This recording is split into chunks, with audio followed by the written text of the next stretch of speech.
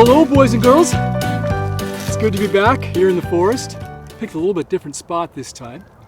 Welcome back to Nature Moments with Mr. Will. And this week, we're talking about birds. We want to introduce one of my favorite birds.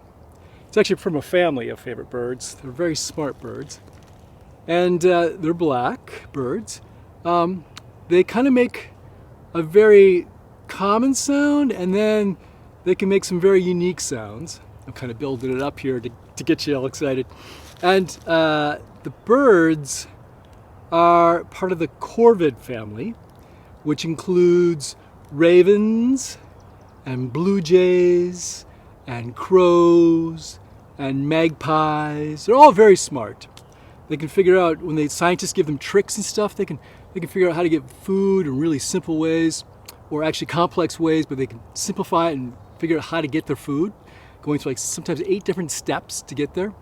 So I'm going to bring out my friend Raven. And Raven,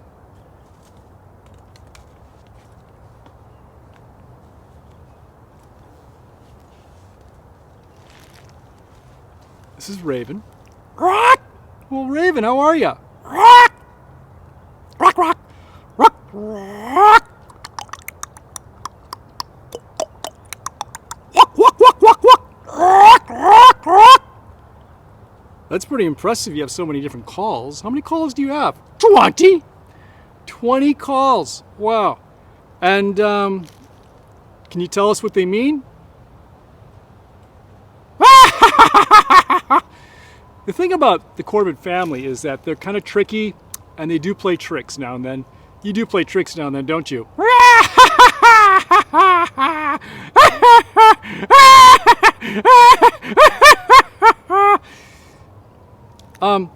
So tell me about your tricks. What's up with that? I mean, I was at a supermarket not too long ago up north visiting family back home, and I came out of the supermarket and a bunch of snow fell on my head, and I looked up and it was you, Mr. Raven. I like to push snow on people just for fun. Yes, and some scientists, I think, were climbing a tree, and they wanted to examine your nest, and you were throwing rocks at them. Yes. I heard you're also a big fan of just playing in snow. How'd you know? Well, I've seen some videos. I haven't actually seen you play in snow, but I understand that you like to just kind of roll and tumble and just roll around in the snow, particularly if it's fresh snow. Yeah, I love fresh snow. Love fresh snow. Woo! So when you play in the snow, does that maybe clean your feathers? Not telling. Okay, all right. But you look like you're really having fun. Yeah! And you also make toys, don't you? What do you make toys out of? Rocks! Rocks and sticks and acorns, and sometimes I'll steal golf balls, and I'll throw them back and forth, or I'll throw a stick to myself, or I'll throw a stick high in the air and throw it to somebody, and they'll catch it with their talons. Yeah, they'll catch it. They'll catch it. Good. So you like to throw sticks around, and you throw golf balls. So you're stealing the golf balls. Yeah! And when you are playing, is this like a learning time? Well, yeah, some of the young ones, they do learn when they're throwing sticks to each other, learning how to catch things. Good, good, good. So everybody plays. Oh, yeah, we play for hours, and sometimes we'll just, drop a big giant nut on the highway, and then a car will roll over it, and then after a car rolls over it, we'll fly down and eat it because it cracked it open for us. So the road you use as a tool, and so when the car rolls over the nut, then you get to eat the nut because it breaks it open. That's what I just said. Yeah, I think you did say that. But why don't you just break it open with the old bill there? Well, why don't you do that? Because I don't have the correct. I don't have a beak like a hawk. I can't rip things. Oh, so you are limited. Hey, I'm smart. I'm the smartest one of the bunch. I'm the biggest of the songbirds, and I'm the smartest one of the bunch. Okay, I'm not going to dispute that. Smartest one of the bunch. Biggest of all the songbirds. That's true. That's a fact. I don't know if you're smarter than Crow. Why? Okay, you maybe you are smarter than Crow, and you got a big brain, that's for sure, and a big mouth. Yep. So, Raven, since you're kind of limited on your food, how do you eat meat? Because if you can't rip open, say, like, a deer, if a deer is on the side of the road, it's been hit by a car, or maybe the deer has been just died of whatever and tripped and fell, broke its leg and fell down, and then it becomes food for you, but you can't rip it open, what do you do? Is it my turn? Yes, it's your turn. All right, well, here's what I do. I make sounds like a wolf, and if I make sounds like a wolf, then I track the wolf to the dead animal. Yeah. And then I watch the wolf. Rack, rack, rack, rack, rack. What does the wolf do? It rips open the deer, and then it leaves, and then there's leftovers for me. Oh, so you like leftovers? Yeah. Tidbits for me. So you eat meat. You don't eat anything else? No, I eat everything. I'm an opportunist. Good. So you eat everything, and well, tell me about what you mean by eating everything. I mean, do you eat like frogs? Yeah. Do you eat lizards? Yeah. You eat snakes? Yeah. Berries? Yeah. So lots of meat. So you're a carnivore? No, I eat everything. I'm an opportunist. So if you are a creature eating everything, then you must be what's that O word again? Starts with an O. What is that? Omnivore. Yep. Good. So, I'm an omnivore. Good. Omnivore it is. And omnivore it is. And tell me, when you eat fresh meat, do you kill it yourself? No, I just let everyone else kill it. Unless, of course, it's a frog or something like that, or maybe rodents. I'll eat squirrel, that kind of thing. But I'm pretty much an opportunist, so I just wait. Matter of fact, I love garbage. Garbage is great. So you eat garbage, and so what do you do when you eat garbage? I just fly over to the garbage den, and then I suck it up and eat it up and just chew it all up and eat it. Oh, that's kind of gross, really. No, it tastes good. I don't know if I'd want to eat garbage, but Raven, I guess that's your specialty. You can eat everything. Yeah, I'm the cleanup man. I clean up all the dead animals in the forest. I eat them up. Good. So, what else do you like to eat? Oh, sometimes little bugs. I like to eat insects. Beetles. Do you like beetles? I love beetles. We're not a fan of beetles, I think, in this show. We stay away from beetles, but you like beetles. Yeah, I love beetles. Okay, so that's good. Beetles, insects, frogs, lizards, and dead deer and garbage. Yeah! So what is it that you are really the most proud of that you can do?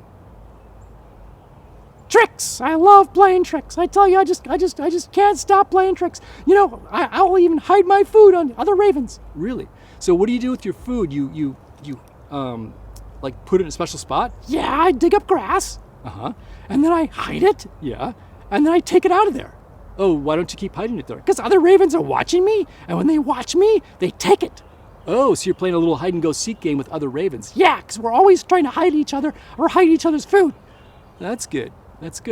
So, are you basically an opportunist that hides food, or are you just someone that hides your food and forgets it? No, I don't forget it because I'm smart. Well, when squirrel hides their food, they hide about 75, or they forget about 75%. Do you forget some of your food? Come on, admit, come on. You must forget sometimes. Nope. All right, well. So if we want to see you, we want to hear you, we have to go up to the mountains. Yep. All right. And we can never forget Raven because Raven is just so incredible. You're not so bad. Yeah, thanks. All right, so that's Raven, and it's been awesome having you visit us today, and perhaps we'll have you back some other time. Yeah! Coming up next, boys and girls, we're going to make binoculars out of cardboard tubes. Yeah, and then we're going to go birding, and then after that, we're going to find out how fast or how many flaps a hummingbird does with its wings in 1 second. Stay tuned!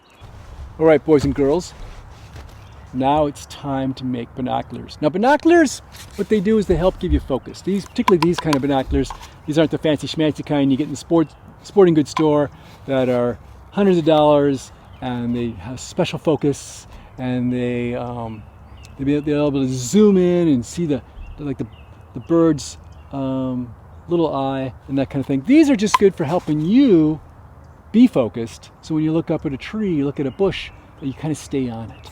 So you take these two fine tubes here, and this is from a paper towel, and you can trim it if you want to make it nice and smooth, which you have a big brother or sister or a mom or dad do, and make sure they don't even have to be even. Don't worry about that. Yeah.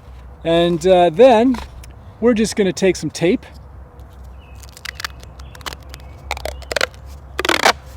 duct tape, get it? Duct tape, yeah, duct. And we're going to put these together like so. A little more tape there. I'm so excited. There we go. Now, we need a little string to hang it around our neck so we don't lose our binoculars, which is easy to do when you get excited. And you have to consult your bird guide, your bird book. So we're just going to go like that. And then we're going to loop it around. Put it like so. Put that on there. If you want to color these with magic markers or crayons, that would be awesome. Now we're ready to use them. So let's pretend we see a bird. When you do bird sightings, you look for wherever there's movement. And so you look at a tree, and you look at the stillness of the tree, and you just kind of study the branches, look for the patterns of the branches and shapes of the leaves, and then you start to see if anything is not like the leaves or the tree branches, if anything is darker or brighter, and if it moves. Then you probably have a bird or a squirrel. And same thing with the bushes. You look in the bushes, if you see a little movement in the bush, and it's like maybe brown and flicking around, and you look closely, the next thing you know, you see a bird with a tail that's like straight up like that. It's probably going to be a wren, because wrens have those tails that go up. And I remember wrens because they have a W, and a W goes up, and a wren starts the W and it goes up, the back tail goes up. So all the wrens, whether it's a Carolina wren or a Pacific wren or a house wren, they've all got those little feathers that go up in the back, their tail. So that's just one way to visually identify a wren. There's other birds, of course, like the bird we just met, raven, totally black, and we can recognize that between that and a crow because it's bigger and it has a different sound. So we're mixing identifying by hearing and identifying by sight. So let's take a look here. I don't see anything right now, but that doesn't mean something will come later. So let's get some birding in.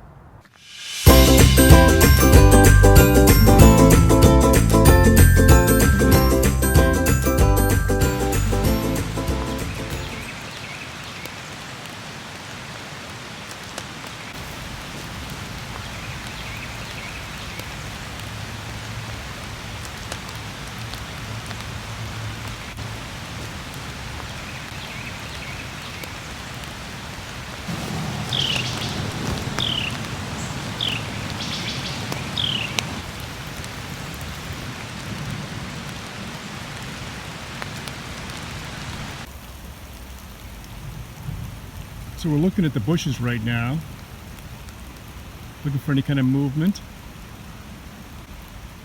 The birds are probably kind of hunkered down. We're going to wait out the rainstorm.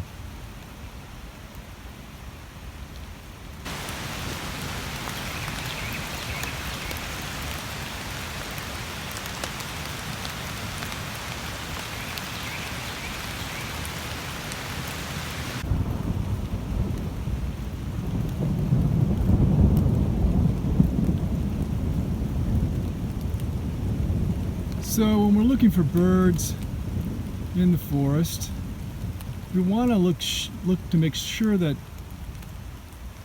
the colors that we're looking at and the birds that we're looking at might be slightly different. So we might see different patterns, and because if you see a lot of green, but if you don't see anything else that's different, it's hard to find.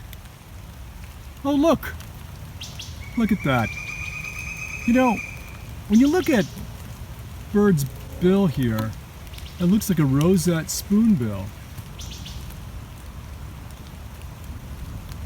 But the eyes, I'm not quite sure about. And the purple and white polka dots there, I haven't seen that before. Now the pink legs, we could go with a flamingo on that because they're wading birds. They have long legs. They live by the water. But I don't have a ID on this bird yet. So I'm going to pull out the bird guide and see if it's got maybe any possibilities. And this is a laminated bird guide that you can use when you're out in the field. And it's got all the songbirds. And you just hold it open and start looking for them. And when you see one that looks familiar, and you open your guide and you compare it, then you can confirm that you've got a sighting, a positive sighting. And it's okay to make mistakes. I make mistakes. I don't know all the birds at all. I'm still learning quite a few here in the southeast. So it's fun. That's all part of being a naturalist. All right, boys and girls, there's something we have to do. It's just totally crazy, but we have to do it because if we just sit quietly and do birding, that's not us. The cool kids of the forest always do something fun and crazy and active. So here's what it is. I'm gonna give you a challenge. When I say the word challenge, you guys say, bring it on. I'm gonna give you a challenge. Bring it on. This is it. The ruby-throated hummingbird, one of the coolest birds in the world. The ruby-throated hummingbird comes all the way from Central America, flies all the way up to Virginia, nests here for the summer, heads back in the fall, back to Central America, Yucatan Peninsula, that kind of thing. Hangs out in the summer, hangs out in the winter there. Now, the ruby-throated hummingbird weighs less than a nickel. Less than a nickel. And when it flies, it flaps its wings 53 times per second. 53 times. So we're gonna try that. I want everyone to get their wings up. And I'm gonna count to 1001. I'm gonna count you down. I'll go 3, 2, 1. I'm gonna say 1001. And then you flap your wings as fast as you can go. Yeah, like that. But you have to go faster because you have to be a ruby-throated hummingbird. Oh, okay, here we go. And by the way, their call sounds like a mouse squeak. Okay, here we go. 3, 2, 1. 1001. I think I got 1.5. Here we go. Try it again. 3, 2, 1. 1001. I got 2. Okay, here we go. Let's try it one more time. 3, 2, 1. 1001. I don't know how you guys did, but I got like 1.5, maybe 2 tops. And my phone is starting to fall off the tree because it's hanging on by a plastic thread. So that's cool. Ruby-throated hummingbird, awesome bird, good job. All right, boys and girls, thanks for joining us, and I appreciate you coming by the Pine Camp Forest here and learning about birds and hearing the birds and seeing Raven and learning about what Raven likes to eat. It's been really great. So thanks for joining us. And if you don't feel like playing someday, if you feel like you're bored, think about Raven. Think about how Raven can take a simple stick and turn it into a toy and have fun for hours. Or Raven can find a rock or a pine cone or roll around in the snow and make that a really, really special time. So if you get bored, think about Raven and go out and find a toy and have fun. All right, take care. Have a good one.